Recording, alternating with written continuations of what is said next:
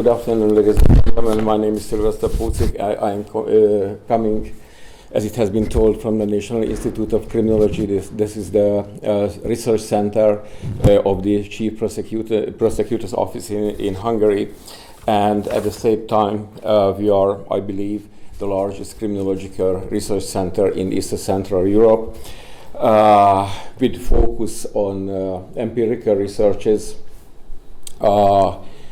in victimization, crime control, and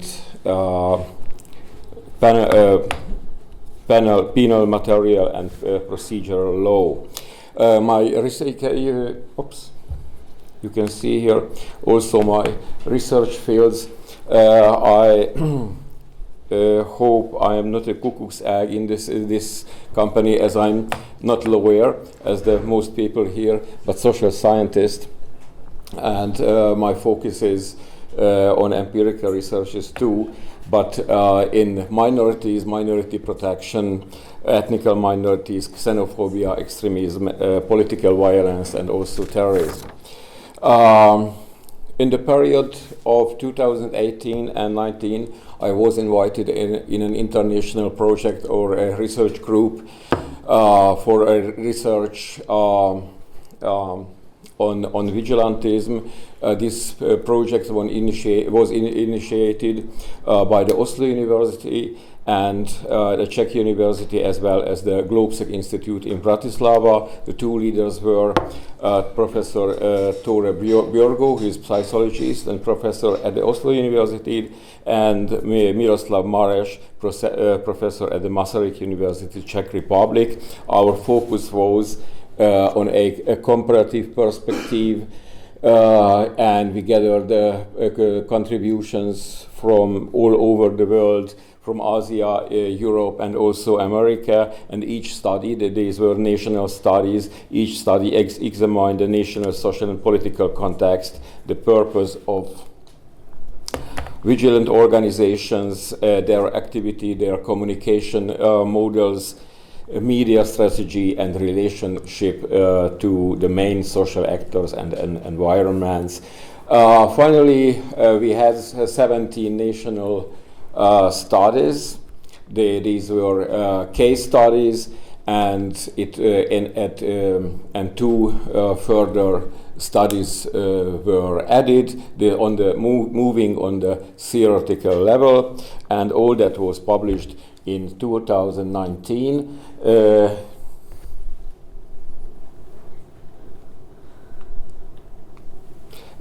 Below you can see the accession, also the internet links for this book.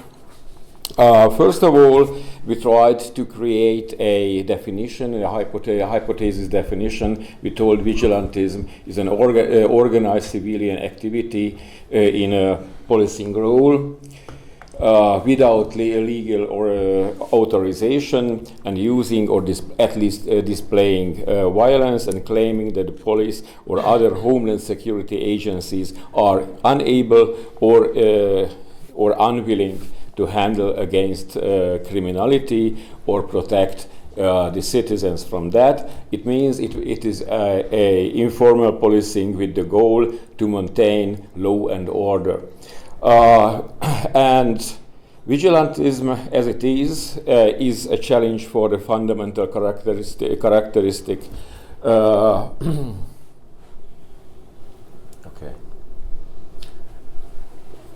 for the state, and this is the connection point to this conference. And this is mainly the monopoly of the legitimate use of physical force.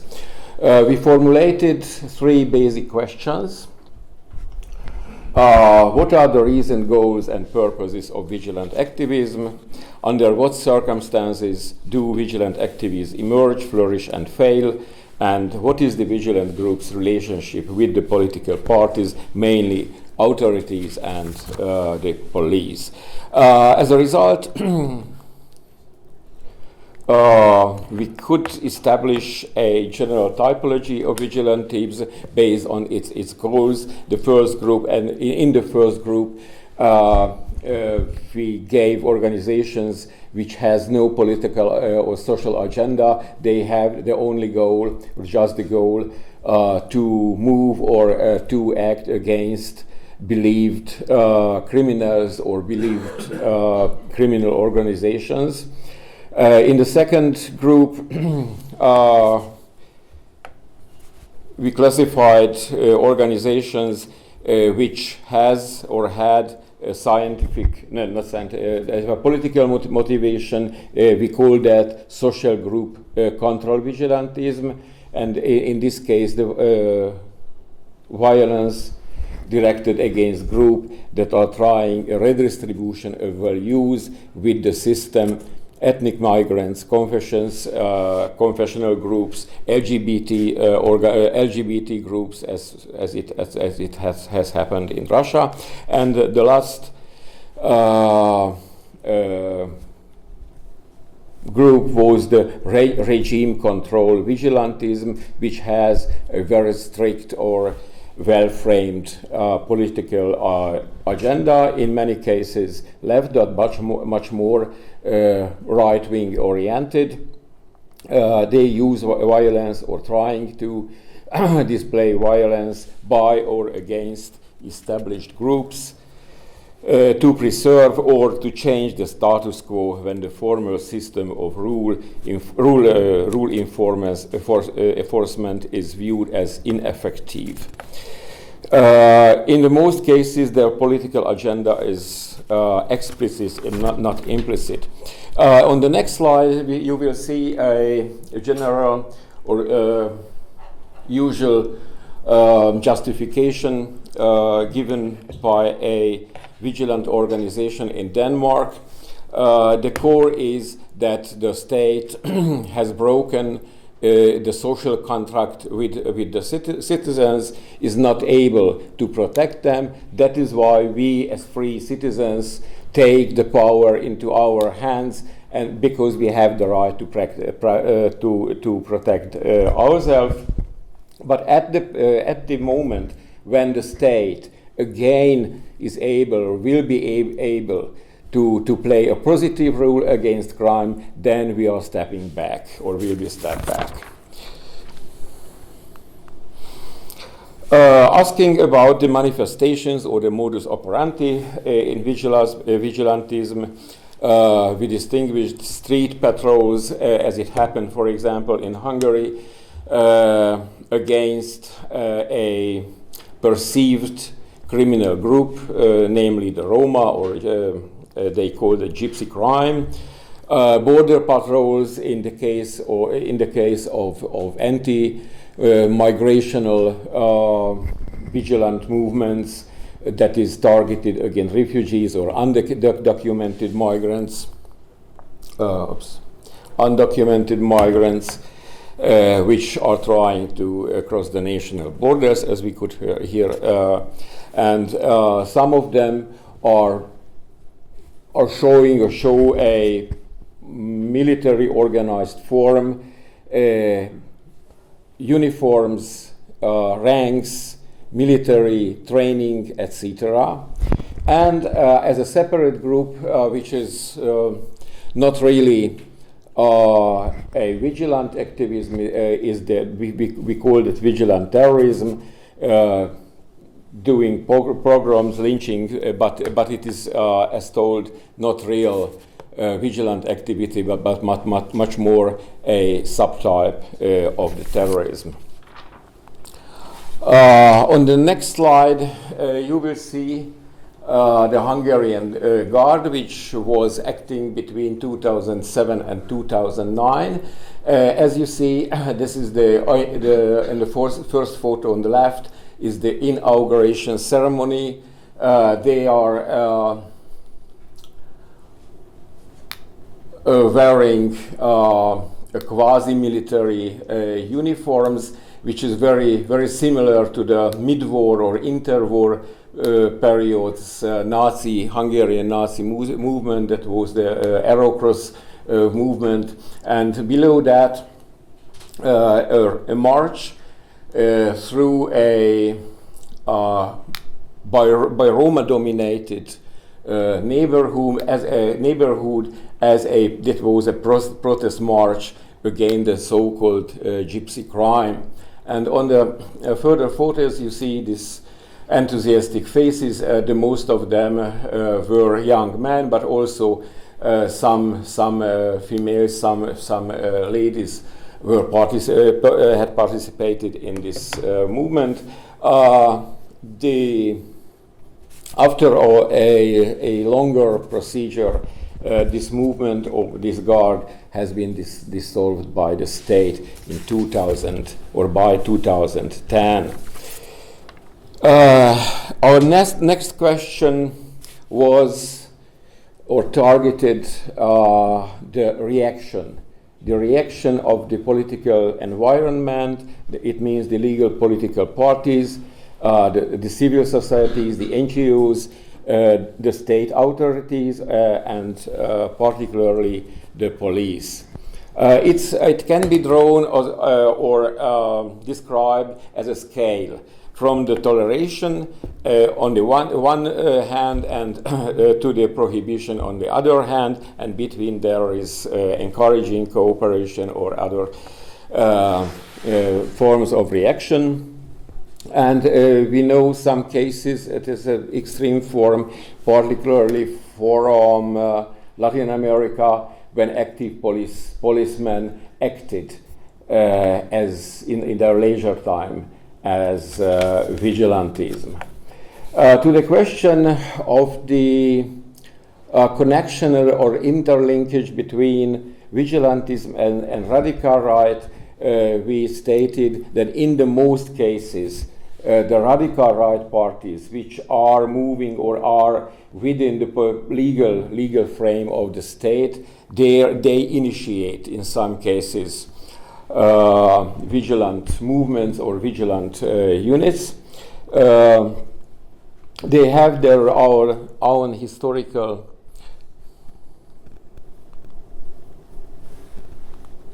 tradition and ideological tradition, which consists from nationalism, nativism, or a radical interpretation of law and order.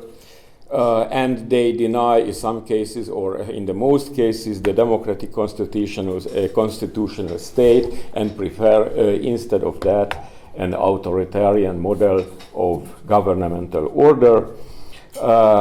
And for the realization of that, at least on the theoretical level, they accept the usage of violence.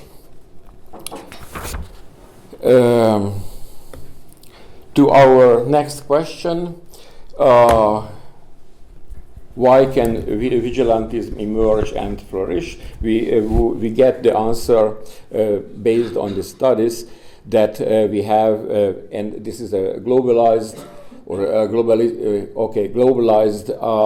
phenomenon. We have a general perception of the crisis that threats our society, our values, including our basic notions of the society, and some media or a relatively wide media coverage mirrors the far right or radical right position.